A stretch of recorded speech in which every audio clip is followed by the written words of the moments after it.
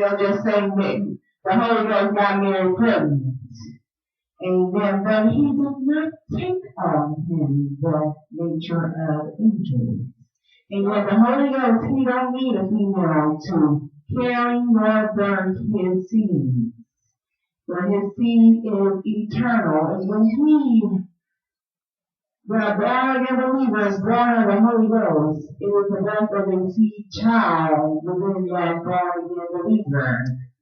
And then the Holy Ghost is instant, an instant birth. The Holy Ghost he didn't need Mary to conceive nor birth his seed.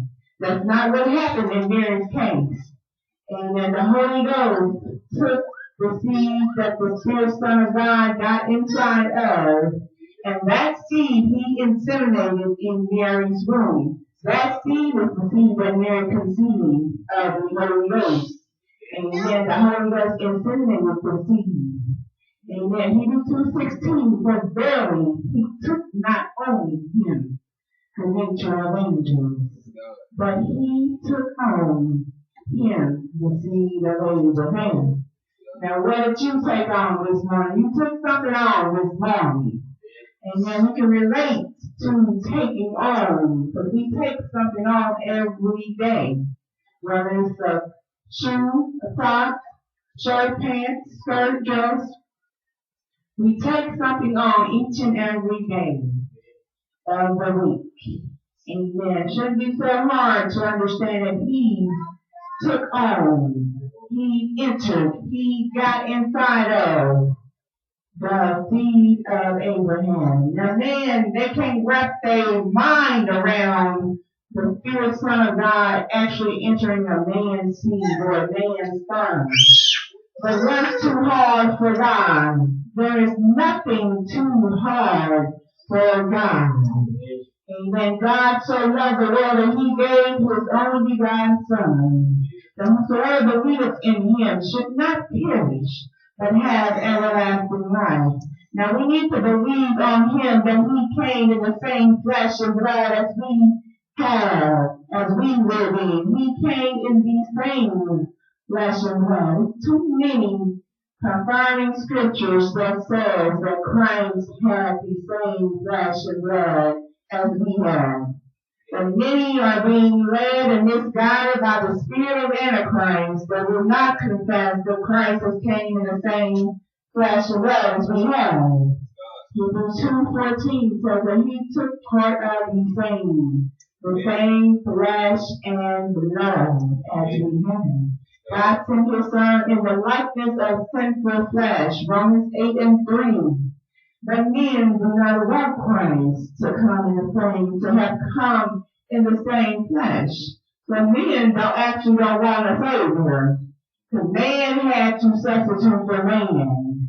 Man had to substitute for man. Christ took on a sinful flesh and blood body to substitute for man's sinful flesh and blood body. Amen. Although he did not sin, we have to give them, he did not sin. Even though he was tempted in all points as we are tempted, even today, he did not sin, being the same flesh and blood we live in. But we have to understand that we can relate to our Savior, and he can also relate to us, and what we have to go through in dealing with this flesh of ours. Amen. Now he was in control of his. And though he was tempted, he was in control. And now we can live wholly by what he has given. By God giving his Son giving his life. Amen. He gave his life and died for our forefathers over 2,000 years ago for their shortcoming of the law and the Ten Commandments. Amen. And the knowledge of good and evil. He gave his life. He died for their sins. Now, we can't take that and apply to us today. He didn't die for our sins. We do not have sins under the Old Testament. As Hebrews 9:15 says, we have to get these key scriptures. Amen. Hebrews 9:15 says his death was for the redemption of the transgressions that was under the first testament. Amen. There was no New Testament for his death to be. for the remission of sins under. The New Testament was not there. It was only the Old Testament that existed before Christ gave his life. Amen. He gave his life for their sins. But after his death, he gave recompense from his son the remission of New Testament sins. Matthew 26 and 28, he says, "This is my blood of the New Testament, which is shed for many for the remission of sins." Amen. We have to make the separation, especially if we're going to partake in communion. We have to make the separation of Christ's body, death, and the blood that flowed from his son after he was dead. Amen. We don't believe blood flowed from his son after he was dead. Read St. John chapter 19, verse 33 and 34. Amen. We have to, and after you read St. John chapter 19, verses 33 and 34, turn over to Hebrews chapter 9, 16. Read verse 16 through 18. It's going to tell you what that blood was given for. And it's first going to tell you that testament is not enforced until men are dead. And then it's going to tell you that the testament is given or dedicated in blood. Amen. Now he had to first take away the first testament by death. Before he could establish his own testament or a New Testament. And that has been given after his death, even in his own blood. Amen. That's what he did too. After he was dead, the Roman soldier pierced him in his side, and out came blood and water. Amen. They put his body in that tomb for 3 nights and 3 days, and after he his spirit went down to hell for 3 nights and 3 days, he was risen. He rose from the graves, from hell and the tomb. Amen. We have to take a look at his body being rose from that tomb. We have to take a look at whose body and whose seed was risen from that tomb.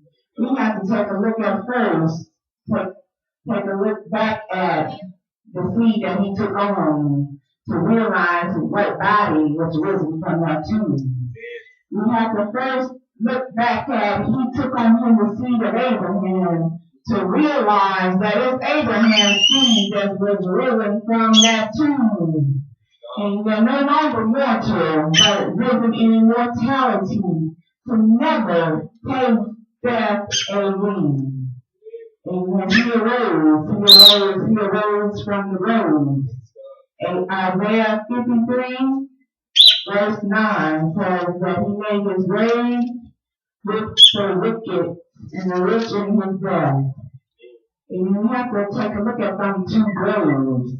Amen. For he did go to hell for 3 nights and 3 days, while his body laid in that tomb. The Spirit Son of God went down to hell for 3 nights and 3 days, while his body laid dead in the tomb. But after 3 nights and 3 days, not 3 nights and 2 days, but 2 nights and 1 day. Now, he was there for 3 full nights and 3 full days. Amen. As the scripture says, amen. He rose from the grave. Amen. In immortality, now he has given us hope and a better testament to be under. Amen. We're not under the Old Testament, nor is covenant.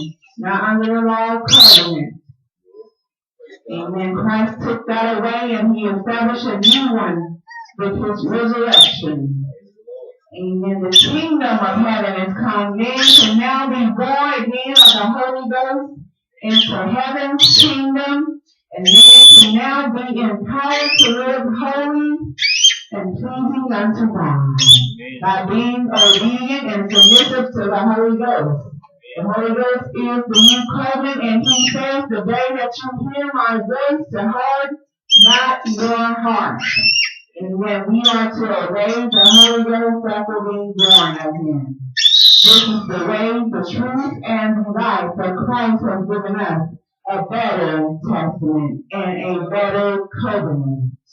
Amen. And we are to obey the Holy Ghost. This is the way, the truth, and the life. Amen. We have to realize that Christ has given us power. Power over sin, the devil, even our sinful flesh. Amen. But we yet don't live in sinful flesh after being born of the Holy Ghost. We yet live in sinful flesh, and our flesh yet desires to sin and go against God.